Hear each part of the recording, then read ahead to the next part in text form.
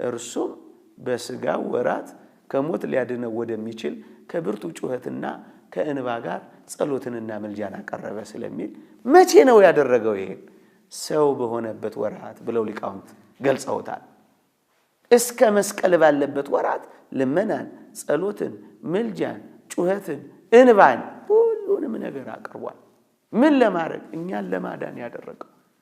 እኛ ስላልቻልን በእኛ ቦታ ካሳ ለመካስ ቤዛ ለመሆን ያደረገው ስራ ነው። ይሄ እስከ መስቀል ድረስ ያደረገው ስራ ነው። መልካም። አንድ ሁለተኛ ከዚህ በኋላ ስለምንል ታርቀናል እኮ በልጁ ሞት ታረቅን ይለን የለ? ባለፈው ሳምንት እንዳየነው ታርቀናል እኮ መታረቁን ባገኘንበት በጌታችን በኢየሱስ ክርስቶስ ይለን የለ?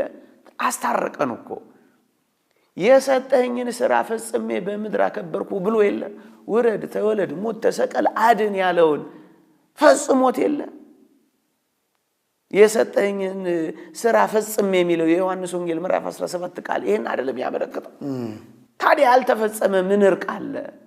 ይሄንን እንጠይቃለን። ሶስተኛ ራሱ ጌታችን መድኃኒታችን ኢየሱስ ክርስቶስ በግልጽ ቃል የነገረን አንድ ቃል አለ። ምን የሚል ቃል ነው?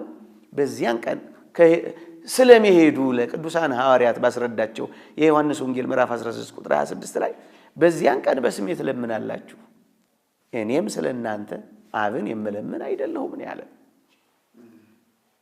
አሁን ልመናና ምልጃ አቀርብም የምንለው ክርስቶስ ከሄደ በኋላ በስሙ የመለመንን ስልጣን ሰጥቶናል። እሱን ደግሞ እኔ ራሴ ያደርገዋለሁ ብሎናል። እስከዛሬ በስሜ ያለመናችሁ በስሜ ለምኑ እኔ ያደርገዋለሁ ብሏል።